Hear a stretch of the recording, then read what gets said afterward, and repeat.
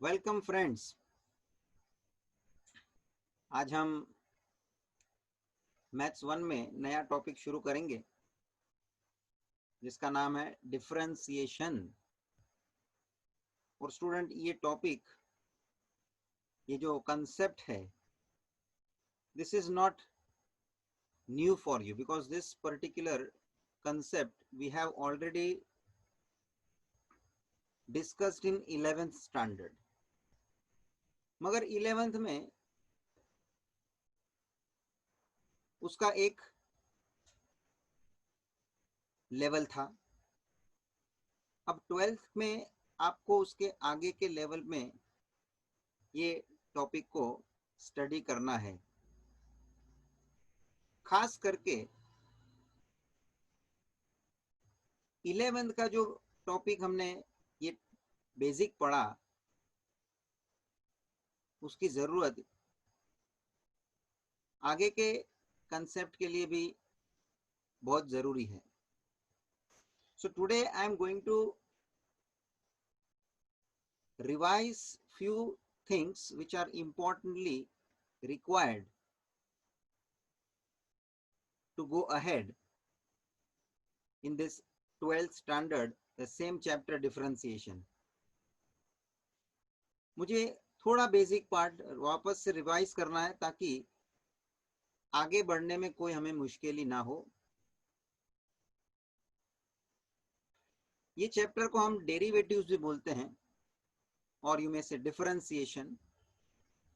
As you know, the word differentiation itself contains a particular word, difference, and that means change. Now here we are discussing change in what? Students, here we are discussing change in particular variable, that is one variable.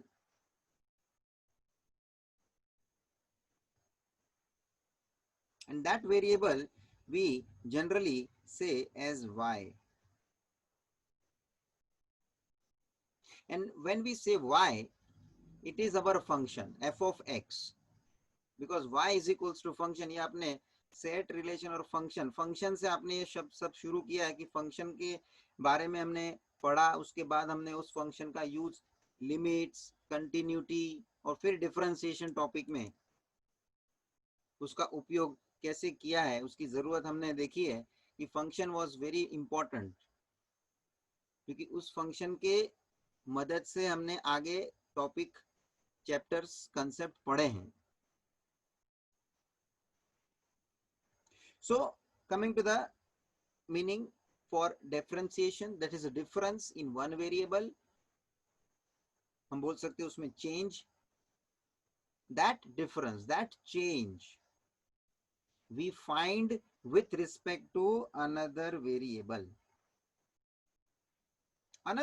students।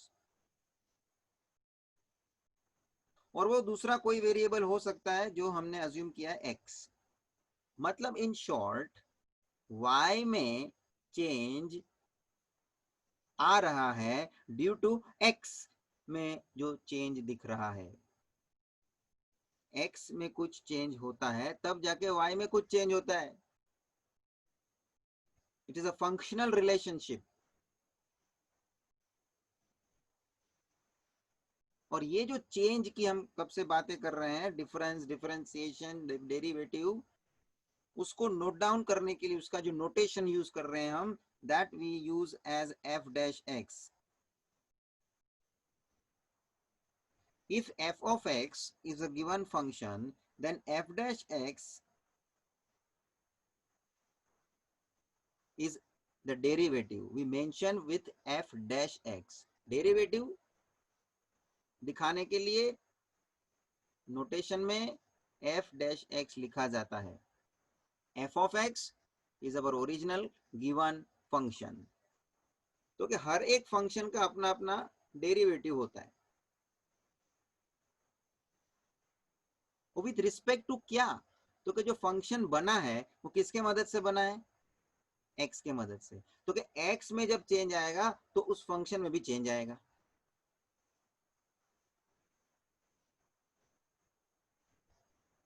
नीचे मैं example ले रहा हूं, उसका भी मैं discussion करूंगा, आपको प्रैक्टिकली एग्जांपल के माध्यम से भी पता चलना है कि भाई किस तरह से हम फंक्शन की इस तरह से बातें जो कर रहे हैं एग्जांपल के साथ मालूम पड़े तो मजा आ जाए।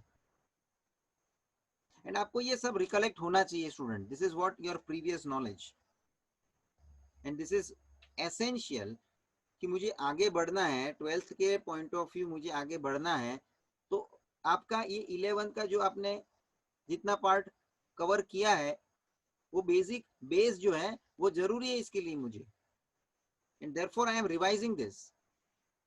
आप बोलेंगे एक आध दो लेक्चर के अंदर का जो मैंने ये एक लेक्चर का मैंने बात जो मैं करने वाला हूँ वो तो आपको पूरा का पूरा 11 का रिपीटिशन ही लगेगा।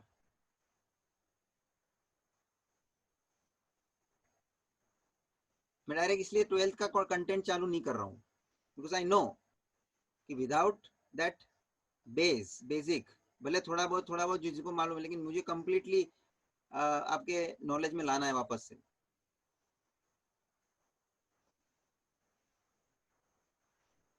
ये आगे के साल में जो जूना पोर्शन वगैरह होता था उसमें तो ये इन लोग डिफरेंशिएशन टॉपिक एक साथ ही रखते थे ट्वेल्थ में, खत्म। मतलब ट्वेल्थ में ही बच्चा शुरुआत करता है, ट्वेल्थ में उसका खत्म हो जाता है वो चैप्टर, मतलब कि पूरा का पूरा एक ही स्टैंडर्ड में पढ़ना है तो क्या वो याद रह जाता है। इसमें क्या वेकेशन आ गया, बीच में गैप आ गया, 11th में जो हुआ वो 11 के हिसाब से हुआ, बोर्ड में उस सीरियसनेस के हिसाब से फिर आप करते हो तो ट्वेल्थ में आधा पार्ट अभी करना है, शुरुआत का पार्ट 11 में करके बैठे हैं तो क्या लिंक नहीं मिलता है बच्चे लोगों को। ठीक है, जब अभी उन्होंने जो सिलेबस वगैरह फ्रेम किया है, जिस तरह से उन्होंने सिस्टम चेंज की है, अब तो हमको उससे ही आगे बढ़ना है। तो मैं यहाँ पे ये जो आपका ये जो लेक्चर मैं अभी ले रहा हूँ उसमें पूरा 11 का कुछ बेसिक जो जरूरी पार्ट है जो अभी 12th के रिलेटेड वो मैं ब्रशअप करने वाला हूँ स्टूडेंट्स।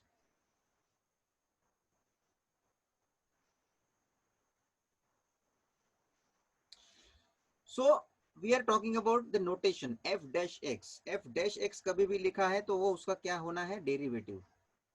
और डेरिवेटिव किसके रिस्पेक्ट में निकलता है, तो उसके वेरिएबल से, जिस वेरिएबल से वो फंक्शन बना है, डेरिवेटिव फंक्शन का होता है। और फंक्शन किससे बना है, तो कि एक्स से बना है। एक्स में चेंज आएगा तो फंक्शन में चेंज आएगा।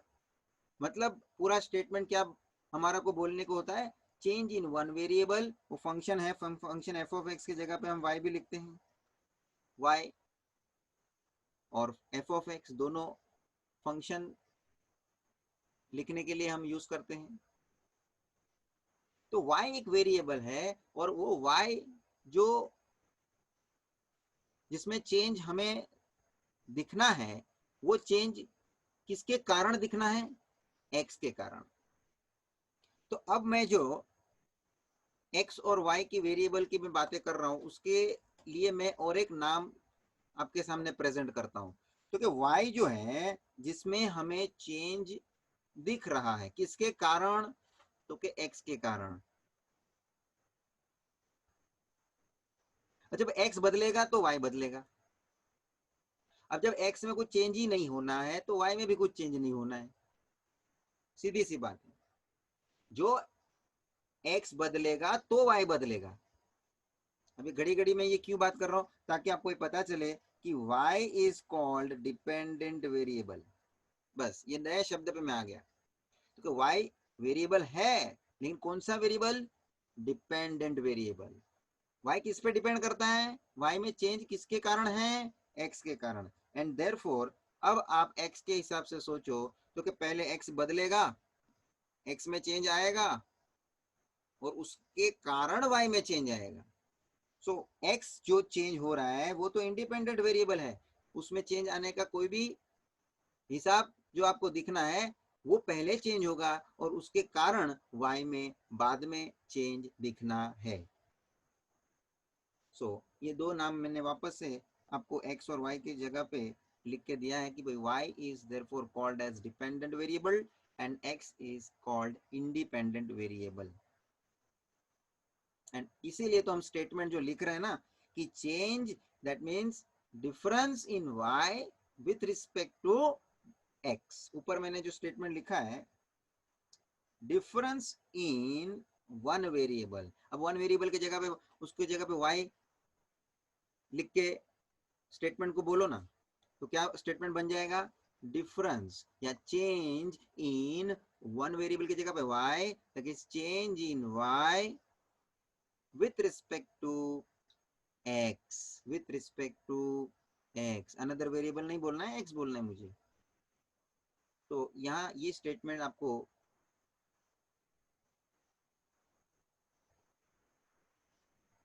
इंफॉर्मेशन डिपेंडेंट और इंडिपेंडेंट के बारे में हमको मालूम पड़ता है कि कौन सा वेरिएबल इसके कारण डिपेंडेंट होना चाहिए और कौन सा वेरिएबल इंडिपेंडेंट होना चाहिए फर्दर।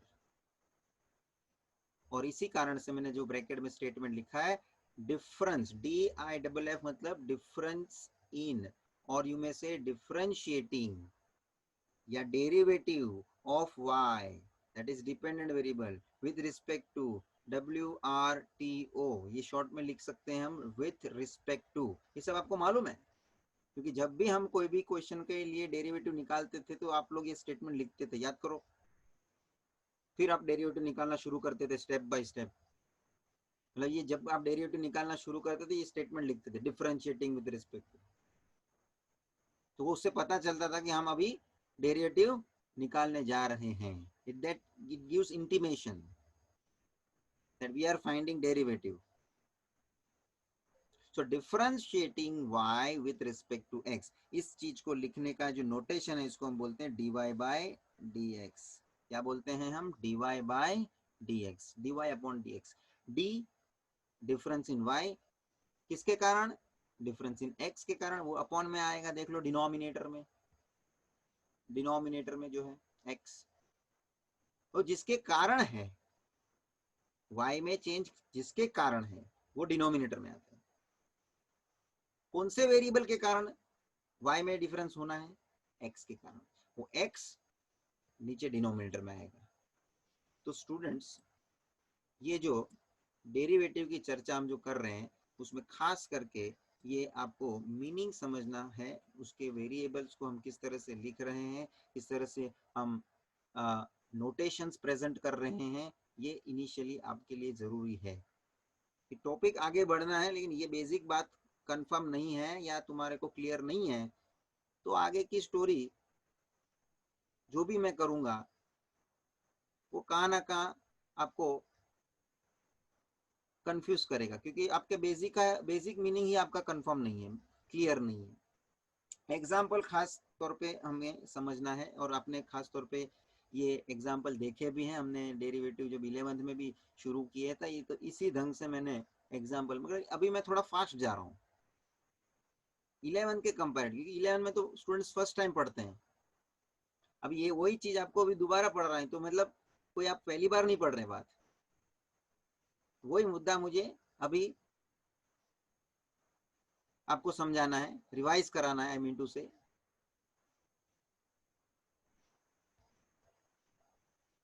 एग्जाम्पल,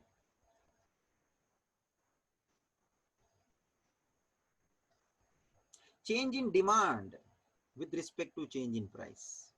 डिमांड एक वेरिएबल है जिसको हम बोलेंगे डिपेंडेंट वेरिएबल है। किस पे डिपेंड करता है, तो कि प्राइस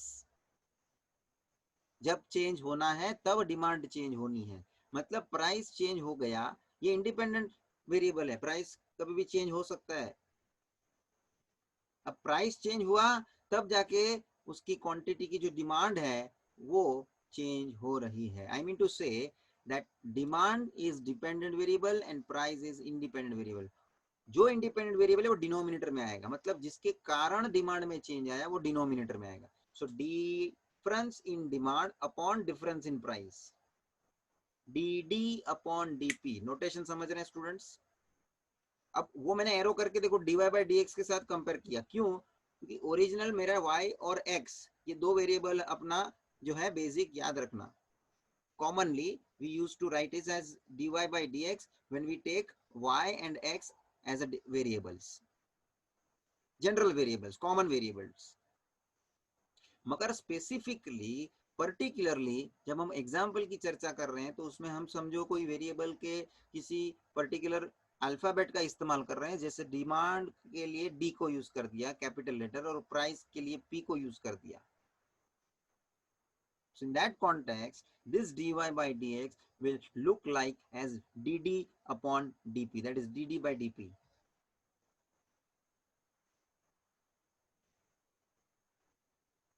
तो डिमांड फंक्शन जो है उसमें जो चेंज आता है because there is a change in the price. So statement, चलो हमको स्टेटमेंट में बोलना हो तो मैं कैसे बोलूंगा, नोटेशन तो आप समझ गए. Change in demand with respect to change in price, ये स्टेटमेंट है और उसका ही मैंने नोटेशन आपसे आपके सामने लिखा है, देख लो. Second example,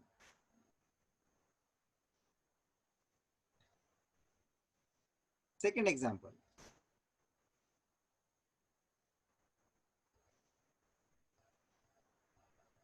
change in cost. देखो ये जैसे हमने 11th में भी डेरिवेटिव के टॉपिक के बाद थोड़ा कहाँ ना कहाँ ये प्रैक्टिकल एप्लीकेशन ओरिएंटेड क्वेश्चंस किए थे, उसमें ये सब आपको कॉस्ट, रेवेन्यू, डिमांड, ये सब आपने उसके रिलेटेड डेरिवेटिव के रिलेटेड कॉमर्स के टर्म्स को प्रैक्टिकल कॉन्टेक्स्ट में देखा था कि भाई हाँ हमने ये एग्जाम्पल को डेरिवेटिव के बेसिस पे हमने कवर किया है. तो उसमें हमको किस तरह से ये चेंज दिखता है. कॉस्ट मतलब क्या, जो कोई भी प्रोडक्ट बनता है वो बनाने के लिए जितने भी हमको खर्चे लग रहे हैं वो कॉस्ट है उसका. तो हम जब फैक्ट्री में कुछ हम लोग प्रोडक्शन का बात करते हैं तो हमने समझो 100 यूनिट बनाया है, 100 गुड्स का प्रोडक्शन किया है, यूनिट्स बोलो, क्वांटिटी बोलो, ठीक है. तो हमने 100 क्वांटिटी प्रोड्यूस की, तो 100 क्वांटिटी का प्रोडक्शन करने के लिए कुछ तो कॉस्ट लगेगा.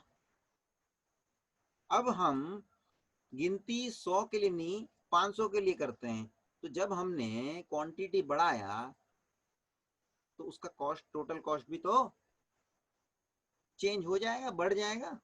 मतलब change in cost with respect to change in quantity produced. 100 से 500 क्वांटिटी हुई तो कॉस्ट भी जो 100 का लगा होगा उसके बदले 500 के हिसाब से वो बढ़ गया होगा. Are you getting? So again, the same statement I am going to apply. Change in one variable with respect to change in another variable, that is change in the cost with respect to change in quantity produced. अभी cost के लिए हम C को use करते हैं as a letter to represent, and quantity produced, quantity produced के लिए हम X को भी use कर लेते हैं, कभी हम लोग Q, कैपिटल Q को भी use कर लेते हैं. तो अब समझ लो हम x को यूज कर रहे हैं. अब ये तुम्हारे को थोड़ा जिसको पता डायनामिकली सोचने को होना चाहिए. क्वेश्चन में मेरे को x का इस्तेमाल करा है या q का इस्तेमाल, क्वेश्चन में आपको उस तरह से चेंज करते हुए देंगे. हम लोग आगे पीछे करते रहते हैं नोटेशन में, क्वांटिटी प्रोड्यूस को q भी बोलते हैं या कभी x भी बोलते हैं, ठीक है. लेकिन आप x और q के पीछे का मीनिंग क्या है ना वो बोलना जरूरी है, दिमाग में आपको वो सोचने में आना चाहिए. हमने क्यू बोल दिया, अभी क्यू क्या, क्वांटिटी. अरे क्वांटिटी मतलब कौन सा क्वांटिटी, क्वांटिटी प्रोड्यूस्ड. जब हम कॉस्ट के पॉइंट ऑफ व्यू बात करते हैं तभी प्रोडक्शन की बात आती है, ये ध्यान रखना. Whenever we talk about the cost we have to think about just production. तो क्वांटिटी खाली बोल के छोड़ मत दो, क्वांटिटी प्रोड्यूस्ड बोलो. कभी जब भी कॉस्ट के बारे में बात होती है तो कॉस्ट में चेंज किसके कारण, क्वांटिटी प्रोड्यूस्ड में चेंज. तो क्या नोटेशन लिखेंगे हम डेरिवेटिव के लिए, dc अपॉन dx.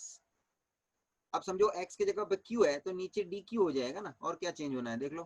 तो मैंने और करके दूसरा भी नोटेशन दिखा है in terms of when they are representing with q. अब वो उनके ऊपर डिपेंड है कि क्वेश्चन में उन लोग कॉस्ट का फंक्शन देते हैं, वो कॉस्ट के फंक्शन को उन्होंने x के माध्यम से बनाया है या q के माध्यम से बनाया है, वो तो आपको उस समय क्वेश्चन के अंदर से मालूम पड़ना है. they have given that cost function in terms of x और in terms of q. अच्छा, x हो या q, meaningfully it is same है ना, क्योंकि हम लोग x या तो q का मीनिंग क्या कर रहे हैं, तो कि क्वांटिटी प्रोड्यूस्ड, दैट्स इट. मतलब दिमाग में आपका मीनिंग क्लियर होना चाहिए, नोटेशन कुछ भी हो, नोटेशन कुछ भी हो. तो क्या आ जाएगा डेरिवेटिव का नोटेशन, dc बाई dx या तो dc बाई dq. ये दूसरा एग्जांपल हो गया स्टूडेंट कॉस्ट के कॉन्टेक्स्ट में. पहला था मैंने डिमांड एंड प्राइस के लिए, यहाँ पे कॉस्ट और क्वांटिटी प्रोड्यूस के बारे में बात किया. Third example, revenue. रेवेन्यू में चेंज आने का कारण है जितना हम माल बेचते हैं, गुड्स बेचते हैं, क्वांटिटी सोल्ड हम बोलेंगे. क्वांटिटी यहाँ पे भी क्वांटिटी भाई, और फिर प्रोडक्शन किया तो वो प्रोडक्शन को बाद में बेचेंगे तो सही कि नहीं, कि खाली जमा रखेंगे. तो बेचने के लिए जब हम बात हो रही है तब रेवेन्यू आती है. जब हम बेचेंगे तो जो बेचने से हमको पैसा मिलता है वो रेवेन्यू है. It is not a profit. Revenue means a kind of selling price. तो रेवेन्यू जो जनरेट होता है, it is generated by selling the goods. तो चेंज इन रेवेन्यू क्या होगा स्टेटमेंट, रेवेन्यू में चेंज आने का कारण कौन, तो कि क्वांटिटी जितना हम बेचते हैं उतना आपको रेवेन्यू जनरेट होता है. तो 100 गुड्स बेचा तो हमको कुछ रेवेन्यू मिला.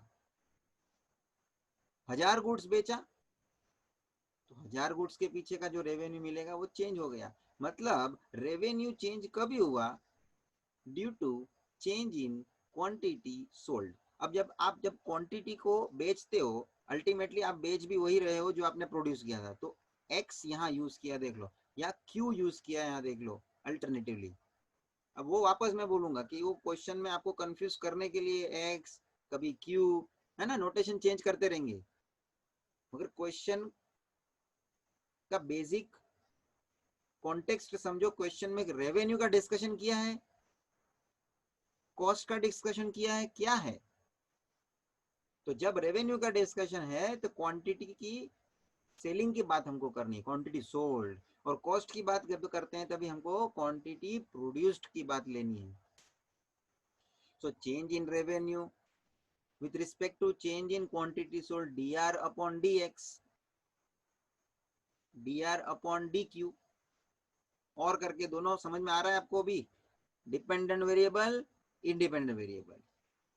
इंडिपेंडेंट वेरिएबल अपॉन में आता है, डिपेंडेंट वेरिएबल न्यूमरेटर में आता है. भाई साहब मैं कुछ एरो वगैरह मार के रखा हूँ आपको बताने के लिए. देखो पहले एग्जाम्पल के अंदर जो मैंने डिमांड एंड प्राइस का जो रिलेशन लिखा है, इसके कारण मैंने जो डेरिवेटिव का एग्जाम्पल बनाया, ये तो आपको इकोनॉमिक्स में भी है. अच्छा, लेकिन इसके कॉन्टेक्स्ट में हम इसके ऊपर से और एक इसका इंटरप्रिटेशन करते हैं.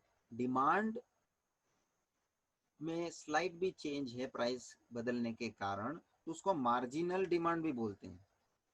क्या बोलते हैं स्टूडेंट्स, मार्जिनल डिमांड. तो कभी भी आपको चेंज इन डिमांड की बात करते हैं ना, तो मार्जिनल डिमांड है पकड़ लेने का. भले वो मार्जिनल डिमांड शब्द उन्होंने नहीं बोला, फिर भी वो अपने को पता चल जाता है कि वो मार्जिनल की बात हो रही है, क्योंकि चेंज की बात हो रही है. मार्जिन मतलब एडिशनल. मार्जिनल का मतलब क्या होता है, एडिशनल. एक्स्ट्रा डिमांड हो गई जनरेट. अब जो भी थोड़ी बहुत एक्स्ट्रा डिमांड हो रही है जनरेट, वो मार्जिनली डिमांड में जो चेंज आने का कारण हुआ है बिकॉज ऑफ दैट प्राइस.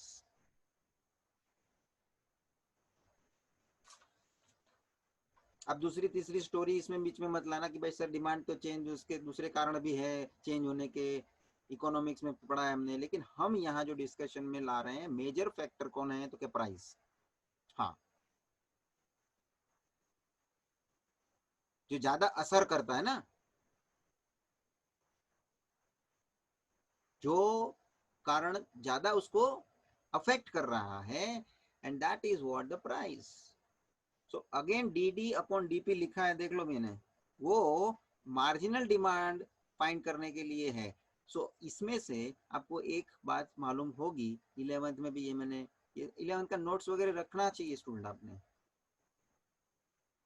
मैंने तभी भी बताया था ये 12th में भी टॉपिक कंटिन्यू होने वाला है। Please preserve the notes. अब ठीक है, किसी ने रखा हुआ है, आपको आगे भी काम आएगा। कुछ स्टडी आगे के लेवल में हमको इसका रेफरेंस लेना होता है, तो ये बेसिक वगैरह बहुत काम आ जाता है कभी। और पता है तो कोई बात नहीं ना, भले ना हमारे पास है, लेकिन कुछ कभी कंफ्यूजन है, कुछ अपने को देखना है, तब हमको उसका वैल्यू हो जाता है कि ये काम आ गया, देख लो। तो आदत रखने का, जब तक हमको पता है ये सब चीज कभी न कभी हमको आगे चल के काम आने वाली है, थोड़ा बहुत संभालने की आपको जवाबदारी लेनी पड़ती है, खास करके अकाउंट्स में। बीइंग कॉमर्स स्टूडेंट, अकाउंट्स तो हर साल आपको आने वाला है, तो उसका आपको भरपूर उपयोग मिलता है। तो डी अपॉन डीपी जो हमने ऊपर change in demand with respect to change in price के लिए लिखा, वही चीज हमने मार्जिनल डिमांड के लिए भी लिखा। बिकॉज मार्जिनल मतलब एडिशनल, एडिशनल मतलब कुछ उसमें एक्स्ट्रा, मतलब कि उसमें चेंज हुआ है। देखो धीरे, वो मार्जिनल का मीनिंग वो चेंज में कैसे मैं इंटरप्रेट कर रहा हूँ, आपको समझना पड़ेगा। मार्जिनल डिमांड मतलब एडिशनल डिमांड, एडिशनल डिमांड हुई मतलब जो पहले जो डिमांड थी उसमें थोड़ी बहुत डिमांड ज्यादा हुई या कम हुई, whatever change.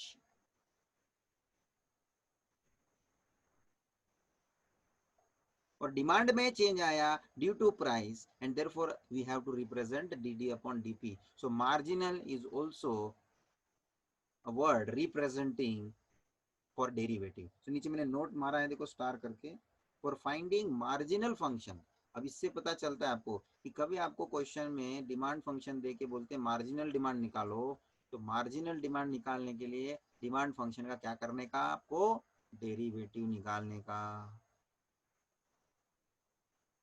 So whenever you to find a marginal function, क्योंकि मार्जिनल फंक्शन कुछ दूसरे के लिए भी आता है, जैसे खाली अभी मार्जिनल डिमांड के लिए मैंने बात नहीं करनी है, नीचे लिखा ही है मैंने, मार्जिनल कॉस्ट भी होता है। तो मार्जिनल शब्द कॉस्ट के लिए भी लागू है, उस पर भी मैं आता हूँ। So to find any marginal function we need to find its derivative. Same for next b, मैंने लिखा है finding marginal cost, again you have to find derivative of cost, and that derivative of cost you have to find with respect to x, that is quantity produced. So marginal cost dc upon dx, that is the same we have seen in the second situation, second example, change in cost with respect to change in quantity produce. इसलिए मैं arrow मारा है, देख लो students, second का मैंने arrow B के सामने मारा है, और फर्स्ट का एरो डिमांड वाले एग्जांपल का मैंने मार्जिनल डिमांड के साथ ए में मारा है, देख लो। सो टू रिलेट द कॉन्टेक्स्ट, मैंने आपसे ये जो एग्जांपल डिस्कस करना है, ये एग्जांपल को सही मायने पे आपको डेरिवेटिव के कंसेप्ट से रिलेट करना है।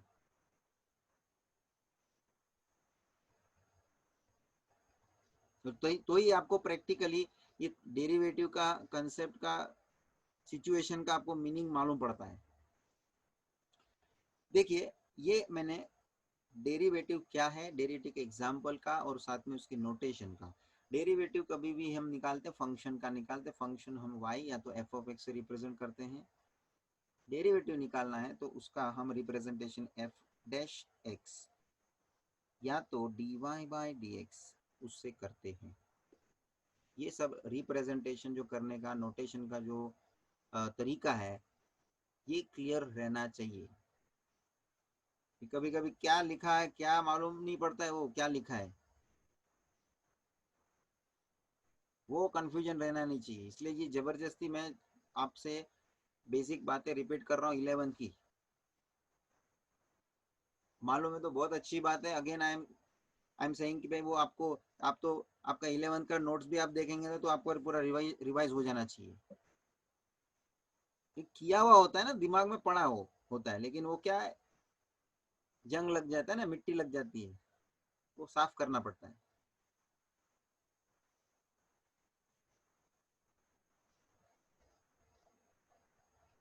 तो सोने का भी कुछ हम गहना वगैरह पहनते हैं तो उसका बहुत साल के बाद वो डल हो जाता है, उसका देख लो ना, शाइन, कलर जो भी बोलो आप, वो लोग उसको फिर चमकाते हैं।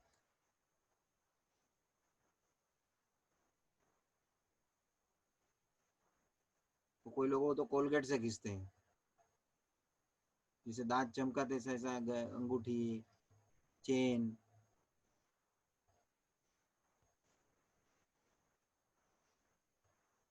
तो पढ़ा है, लेकिन अभी ये यूज में लाना है, अभी ये टॉपिक आया है तो अभी इसका अभी यूज है। So coming to the next page. भाई साहब बहुत इंपॉर्टेंट डिस्कशन आगे मैं बढ़ा रहा हूँ अभी। अब हम डेरिवेटिव कैसे फाइंड करना है उसके बारे में डिस्कशन करेंगे। डेरिवेटिव क्या था, डेरिवेटिव किसे रिप्रेजेंट करा जाता था, नोटेशंस के हिसाब से क्या हो रहा है, एग्जाम्पल का क्या हमको मीनिंग निकालना है रहता है, डिपेंडेंट वेरिएबल इंडिपेंडेंट क्या है, ये पूरा मैंने स्ट्रक्चर आपके सामने रखा है। अभी आप डेरिवेटिव फाइंड कैसे करने का, very important discussion I am taking now. मैंने एक टेबल आपके सामने रखा है, ये जाना पहचाना टेबल, आपको टेक्स्ट बुक में भी मिलेगा, आपको टेक्स्ट बुक में 11th के अंदर भी देखने मिला है, आपके नोट्स में भी आपको मिलेगा, मैंने रेगुलर बुक नोटबुक में भी सब कराया है। ये एक समरी है। मैंने इसमें हर एक टाइप के फंक्शन का डेरिवेटिव कैसे निकलता है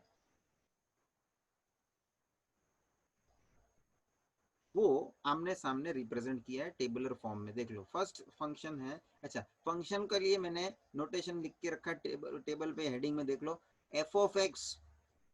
कोई भी फंक्शन को रिप्रेजेंट या तो हम एफ ऑफ एक्स से करते हैं या तो वाई से करते हैं। अब जब हमने एफ ऑफ एक्स से रिप्रेजेंट करा है तो उसका डेरिवेटिव जब हम निकालते हैं तो एफ डैश एक्स उसके लिए वो नोटेशन बन जाता है डेरिवेटिव के लिए।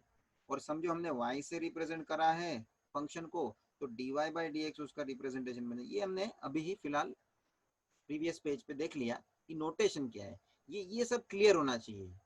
तो क्या आगे का डिस्कशन जब हम कर रहे हैं तो ये सब छोटी छोटी बातें का कंफ्यूजन होता है, तो क्या आगे का डिस्कशन अल्टीमेटली वो फिर समझ में नहीं आता है।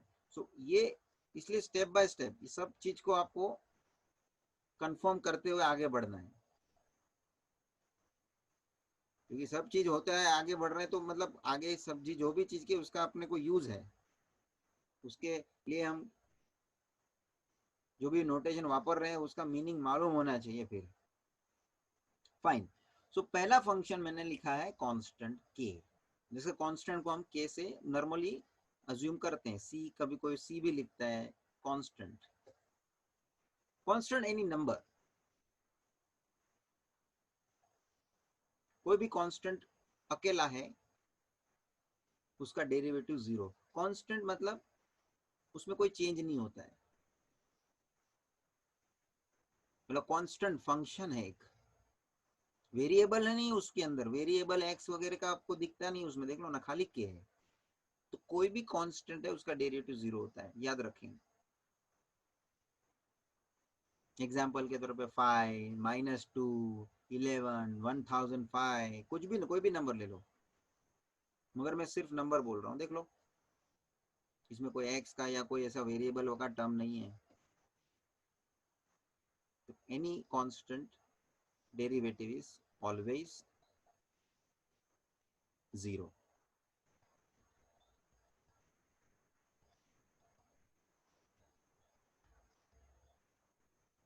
Second,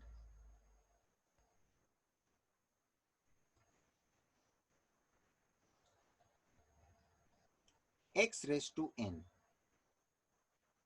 X raise to N, X मतलब आपका वेरिएबल है, बेस में वेरिएबल है, और पावर में क्या है, number n, x raise to n. जैसे आप समझ लो x square, x cube, x raise to 4, x raise to -3, x raise to -1/9, कुछ भी बोल रहा हूँ मैं, मगर ऊपर देखो नंबर बोल रहा हूँ, नीचे बेस में मैं कंपल्सरीली वेरिएबल रखा हूँ। अच्छा, उसका डेरिवेटिव कैसे निकलेगा? तो क्या n जो है ना पावर में, वो नीचे आएगा। देखो n नीचे आ गया,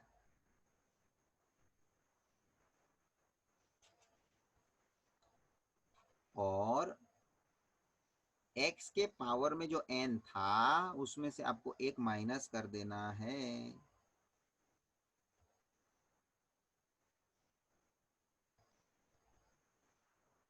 आई बात समझ में? जैसे कि आपके पास y is equals to X raise to 3 है, तो उसका जो डेरिवेटिव dy बाई डी एक्स हो जाएगा, वो हो जाएगा, जब 3 नीचे आएगा x के पावर में से 3 - 1 होके 2 हो जाएगा। अब ये आपको सब ओरली मालूम है,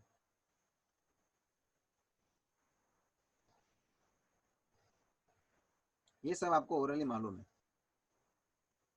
कैसे होता है, ये आपने यूज किया है 11th में।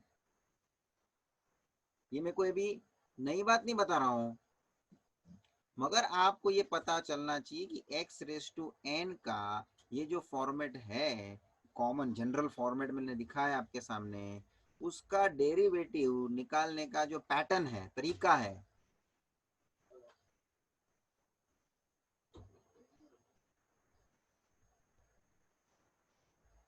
वो आपको समझ में आना है। चलिए, एक्स रेस टू एन बहुत ही इंपॉर्टेंट हो गया हमारे लिए, क्योंकि एक ज्यादातर करके यूज में आता है हमको। और अब नीचे के मैंने थर्ड, फोर्थ और फिफ्थ में जो स्टैंडर्ड रिजल्ट लिखे हैं, ये स्टैंडर्ड रिजल्ट डेरिवेटिव के, ये सेकेंड रिजल्ट जो है एक्स रेस टू एन है, उस पे दो, तीनों के तीनों डिपेंडेंट है। अब मान के लीजिए मैंने फिफ्थ वाला लेना है, फिफ्थ वाला क्या है? खाली एक्स है। एक्स का कोई आपको डेरिवेटिव पूछे तो क्या 1, तो क्या एक्स का डेरिवेटिव कैसे 1 हो गया? Let's say y is equals to X, हाँ ये आपका फंक्शन है। अब डेरिवेटिव, अब ये x के पावर में कुछ नहीं तो क्या है? 1 है, कुछ नहीं तो क्या है? 1, तो 1 तो पावर में हम होता है तो लिखते नहीं ना, बताते नहीं, तो 1 बाय डिफॉल्ट है। अब जब derivative X raise to N के बेसिस पे हमने लेना है, तो क्या इसका भी डेरिवेटिव बन जाएगा? Derivative D Y by D X क्या बन जाएगा? 1 नीचे आएगा, एक्स के पावर में से 1 - 1 हो जाएगा। 1 तो नीचे आके मल्टीप्लीकेशन में है, तो 1 को कभी हम मल्टीप्लीकेशन में दिखाते नहीं, 1 इंटू एनीथिंग, 1 को इग्नोर करते हैं, तो x एज इट इज रहना है, और 1 - 1 0 हो जाना है, और anything raise to 0 is 1, therefore x raised to 0 is 1, और हो गया इसका डेरिवेटिव 1। अब ये जो टेबल में लिखा हुआ है, हमको डेरिवेटिव के जो है ये स्टैंडर्ड रिजल्ट हमको याद रखने हैं, ताकि इसका उपयोग क्वेश्चन में हम लोग डायरेक्टली कर लेते हैं, फटाफट हो जाता है। मतलब ये डेरिवेटिव आपको पता होना जरूरी है। ये सब स्टैंडर्ड फंक्शंस हैं, वो भी कांस्टेंट हो, कोई भी अभी एक्स रेस टू एन के टर्म में हो, तभी देखो फिफ्थ वाला जो हो गया वो एक्स रेस टू एन के पैटर्न का हो गया ना।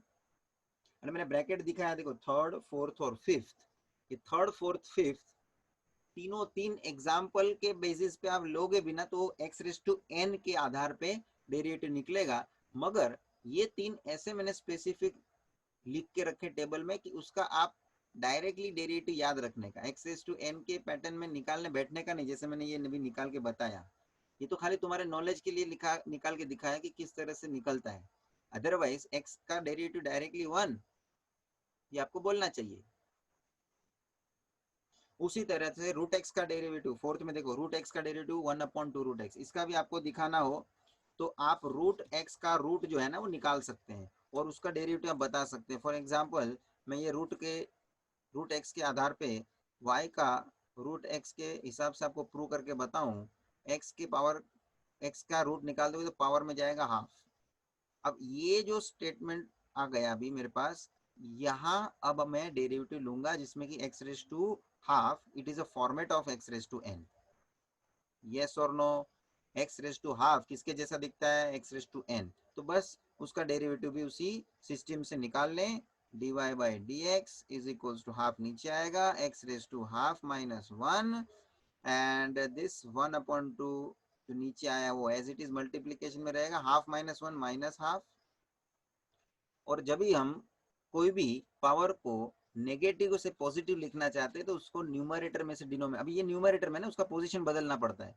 अब ये X raise to minus half numerator में, उसको डिनोमिनेटर में लेके आओ तो क्या हो जाएगा, one upon two X raise to half, half क्या हो जाएगा पॉजिटिव। ये इंडाइसिस का रूल है स्टूडेंट, ये सब आपको मालूम होना चाहिए। whenever whenever we change the position of any variable having given power from numerator to denominator or denominator to numerator, sign of the power is to be changed. Change in the sense minus में है तो plus में हो जाएगा, plus में तो minus में हो जाएगा, जब भी उसका पोजीशन बदलता है तब। तो ये न्यूमरेटर में था X raise to minus half, उसको पूरे को हम डिनोमिनेटर में लेके आए, X raise to plus half हो गया, देख लो। अब एक्स रेस टू हाफ मतलब क्या होता है, रूट एक्स हो गया, one upon two root X आया कि नहीं। तो ये सब आपको रिकलेक्ट होना होना होना चाहिए। अब इसी कारण से मैंने ये सब आपको समराइज वे से बताया हुआ है, मतलब कि रूट एक्स का डेरिवेटिव आ गया one upon two root x.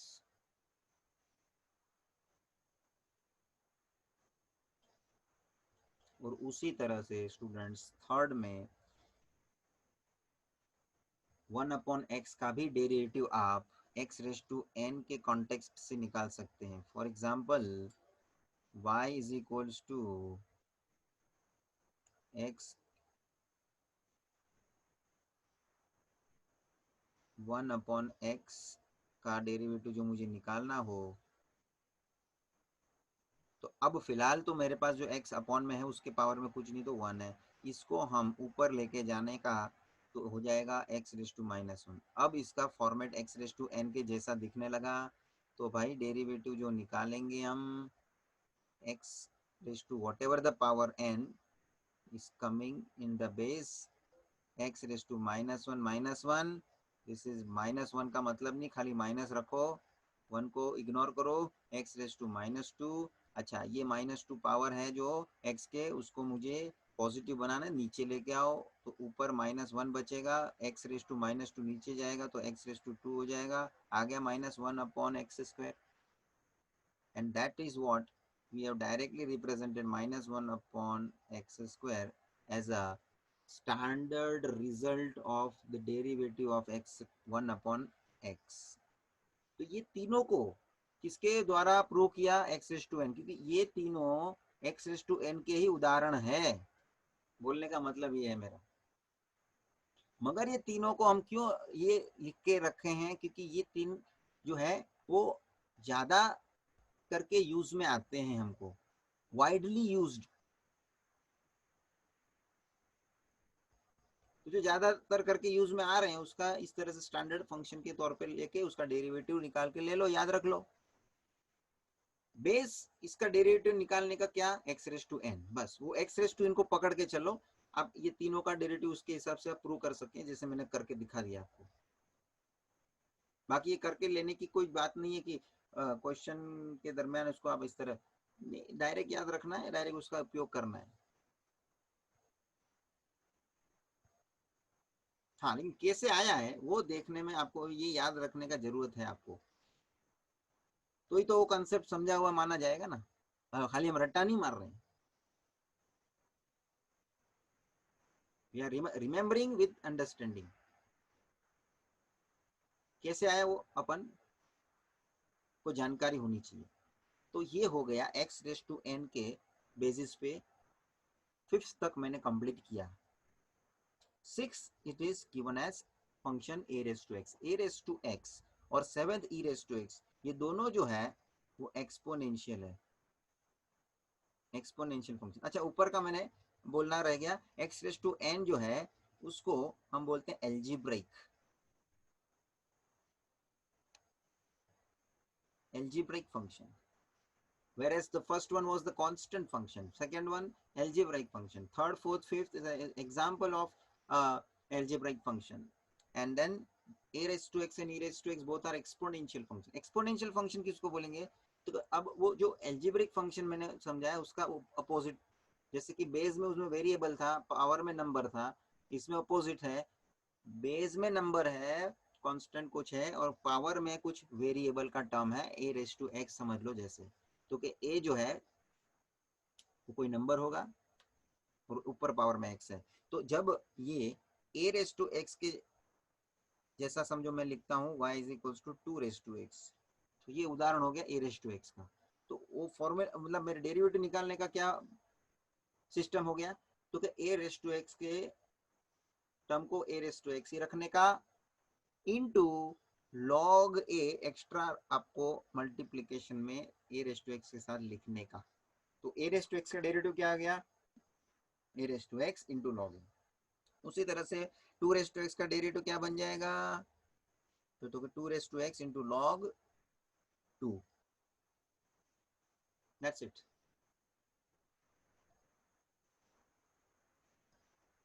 अब वही चीज e रेस टू x को हम डिफाइन करें तो y is equal to e raise to x। अब e रेस टू x का कोई उदाहरण नहीं होता है, बिकॉज e एक पर्टिकुलर कांस्टेंट है, और जब हम dy by D X log इसका डेरिवेटिव निकालेंगे, e रेस टू x का e रेस टू x रहेगा, जैसे 2 रेस टू x का 2 रेस टू x सेम रहा, और इनटू log e, जबकि log e का वैल्यू 1 होता है, बिकॉज log के बेस में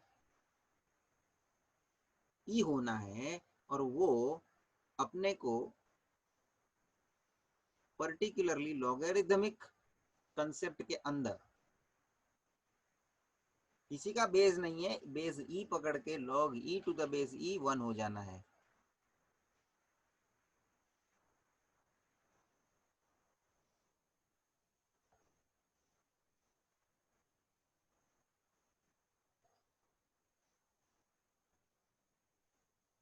स्टूडेंट्स, और इसीलिए 1 का मल्टीप्लीकेशन बनता नहीं है वहां, e रेस टू x हिसाब सेम, मतलब कि function e raise to x उसका डेरिवेटिव भी e रेस टू x। तो ये हमने दो कंप्लीट किए exponential. And lastly log x, that is what? Logarithmic function.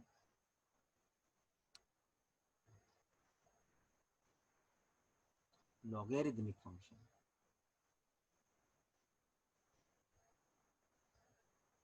log x का डेरिवेटिव 1 अपॉन x। तो ये जो हमने 8 टाइप के स्टैंडर्ड फंक्शंस देखे, उसमें मैंने ये 3 तो उसके ही उदाहरण लिए हैं एल्जेब्रिक के।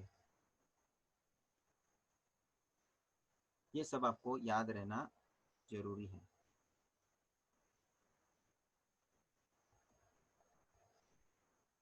ये हमारी शुरुआत थी स्टूडेंट ना 11th की।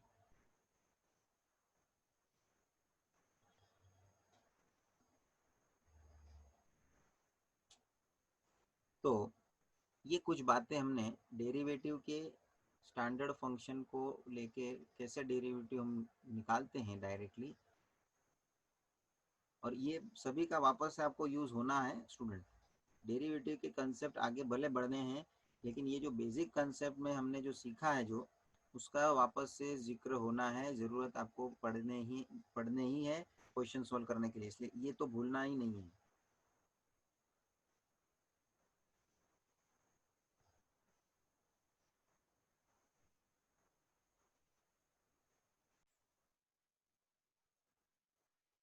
स्टूडेंट्स आगे बढ़ते हैं।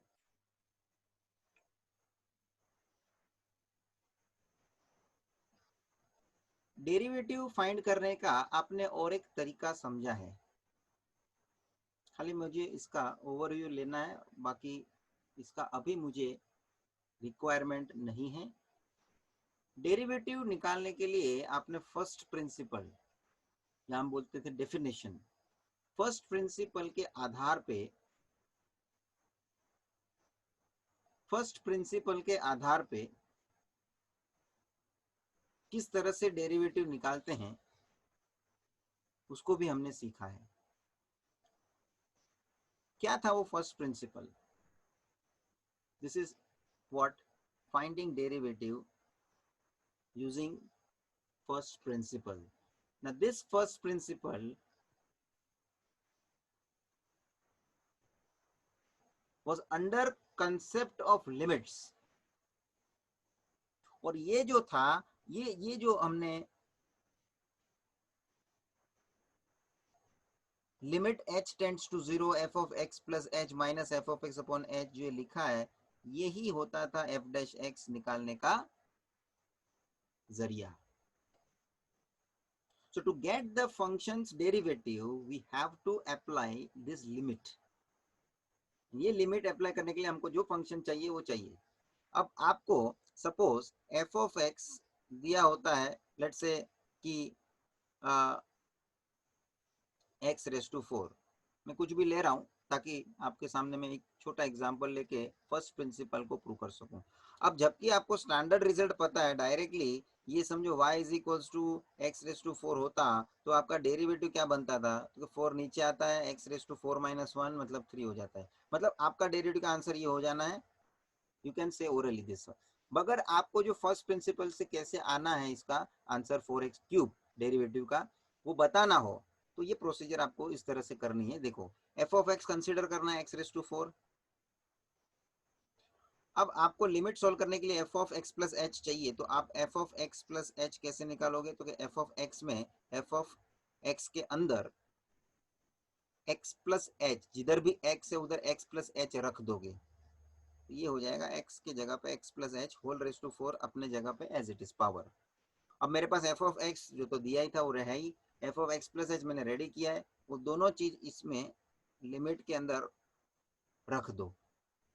सो क्या हो जाएगा, नाउ f डैश x ढूंढने के लिए ये लिमिट का जो स्ट्रक्चर रेडी है, f of x plus h that is x plus h whole raise to 4 minus f of x that is x raise to 4 upon h. आगे अपना को अभी ये लिमिट को सॉल्व करने का, अब डायरेक्ट लिमिट सॉल्व, लिमिट का कंसेप्ट आपको याद रहना चाहिए. मगर मैं आपको बोल देता हूँ फर्स्ट प्रिंसिपल का यहाँ कुछ आपको जरूरत पड़ने वाला नहीं. खाली फर्स्ट प्रिंसिपल तो एक ऐसा अपना तरीका था जो डेरिवेटिव फाइंड करने के लिए हमने स्टडी किया. वो एक तरीका जो हमने देख लिया, पढ़ लिया, वो अब आगे आगे कंटिन्यूएशन में होने वाला नहीं है.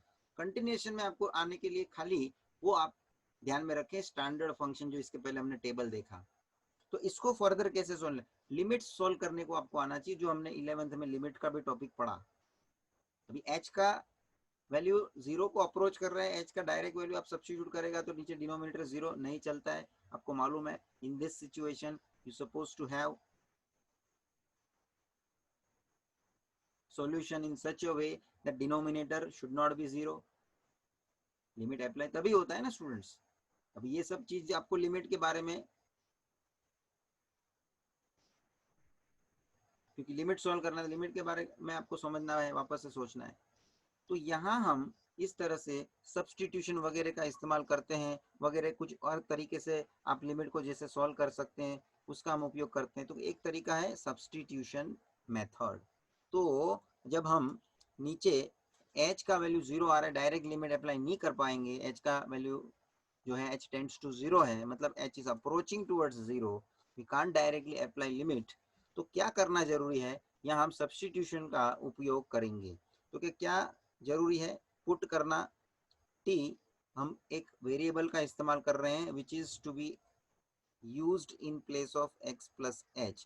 कारण ये है कि सिंस h टेंड्स टू 0, मतलब कंसीडर करके चलिए, मान के चलिए कि h इज इक्वल्स टू 0 है, because it is near value. तो आप h की वैल्यू आप इसमें रखोगे, ये जो स्टेटमेंट आपने t के लिए एज्यूम किया है, तो ये t इज इक्वल्स टू आपका हो जाएगा x प्लस 0, मतलब t is equals to x, मतलब कि t टेंड्स टू x.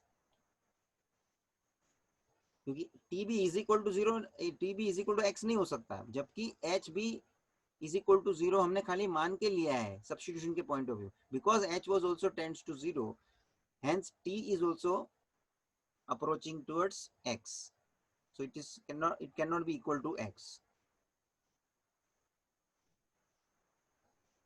अब हम ये लिमिट में इसका एप्लीकेशन करते हैं. फॉर एग्जांपल ये अब हम लिमिट पूरा नया स्ट्रक्चर डेवलप करेंगे जो टी के कॉन्टेक्स्ट में काम करेगा. क्यों? क्योंकि अब x जो हमारा ओरिजिनल वेरिएबल था उसको हम सब्स्टिट्यूशन अप्लाई करके टी के कॉन्टेक्स्ट में चेंज कर रहे हैं. So limit now becomes t tends to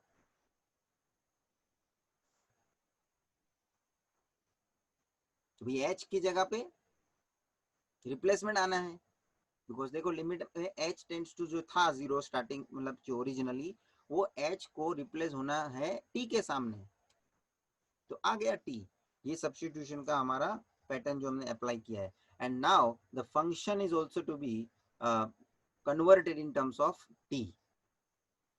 तो x प्लस h ये जो है ब्रैकेट में x उसकी जगह पे तो t यूज किया है हमने, तो आ जाएगा t रेज टू 4.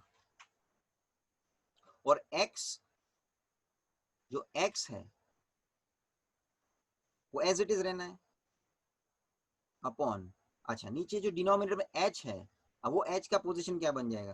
तो student let me find out the position of h. ये जो हमने t is equal to x plus h रखा है उसके लिए हम h का वैल्यू निकालते हैं. तो h becomes t minus x. क्या बन गया h का वैल्यू t माइनस x को उधर ट्रांसफर कर दिया, so it becomes t minus x. तो नीचे h के जगह पे आ जाएगा t माइनस x. अब आप स्टूडेंट देखो ये लिमिट का मेरा जो स्ट्रक्चर रेडी हो गया जो अपनों को भी सॉल्व करने का है. जो ओरिजिनली ये जो स्ट्रक्चर था उसमें सब्स्टिट्यूशन लागू किया और ये स्ट्रक्चर रेडी हुआ जिसमें h को हमने टोटली एलिमिनेट कर लिया है. देख लो. एंड उसके जगह पे नया वेरिएबल ने जगह ले लिया t. h is replaced by t. And now student ये फॉर्मेट आपको याद आना चाहिए. आपको मालूम होना है लिमिट के सर हमने सब स्टैंडर्ड रिजल्ट स्टडी किए लिमिट के टॉपिक में. तो कि लिमिट का स्टैंडर्ड रिजल्ट क्या था. Let me write down. Limit algebraic limit की बात कर रहा हूँ because this is algebraic function है. तो एल्जेब्रिक लिमिट का स्टैंडर्ड रिजल्ट क्या था. तो कि limit x tends to a x raise to n minus a raise to n upon x minus a which is written as n a raise to n minus 1. ये standard result था. Algebraic function का standard limit standard result x raise to n minus a raise to n. वही x minus होना चाहिए, नीचे x minus a होना है और n पावर सेम होने चाहिए. n x के पावर में जो है वो n वही n a के पावर में n और x compulsory tends to a होना चाहिए. ये याद आ रहा है कि नहीं.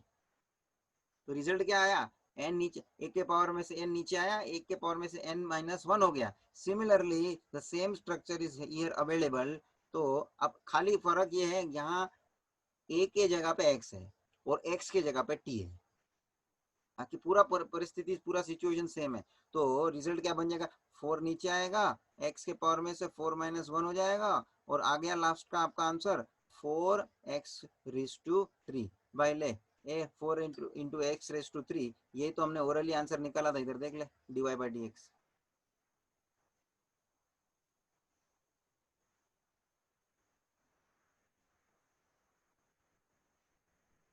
लिमिट सोल्व करके लिया फर्स्ट प्रिंसिपल और उसके माध्यम से डेरिवेटिव निकाला.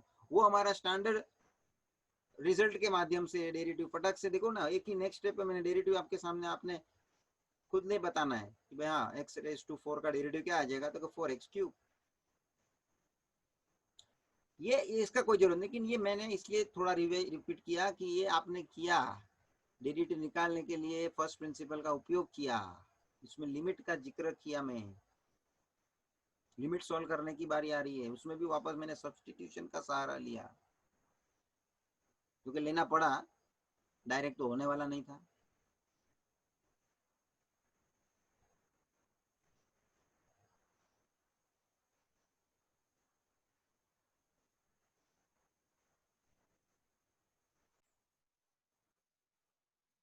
सो स्टूडेंट्स आज के इस लेक्चर में डेरिवेटिव का मैंने बेसिक पार्ट पूरा, ऐसे बोलो तो डिटेल में डिस्कस किया, और ऐसे बोलो तो मैंने समरी दिया। As compare to your 11th standard और 12th के लिए कनेक्शन में अभी आपको आगे बढ़ना है, उस कॉन्टेक्स्ट में आज का ये लेक्चर बहुत ही इम्पोर्टेंट और ये बेसिक रिवाइज होना जरूरी भी है to restart the further concept जो 12th के अंदर हमको चैप्टर में पढ़ना है। और कुछ रही कई बात है वो मैं नेक्स्ट सेशन में लेता हूँ और आगे का कॉन्सेप्ट में उसके साथ शुरू करूँगा, जिसमें डेरिवेटिव के अलग अलग सिचुएशन के आधार पे जो हमको 12th के अंदर कंसेप्ट समझने हैं उसको 1 बाय 1 मैं लेते जाऊंगा, और एक्सरसाइज भी उसी तरह से आपको टेक्स्ट बुक में 1 बाय 1 दिया हुआ है।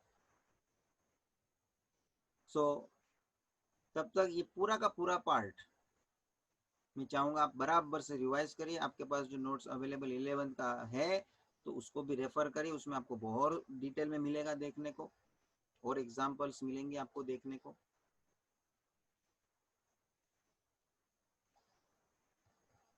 So here I am concluding. Thank you, friends.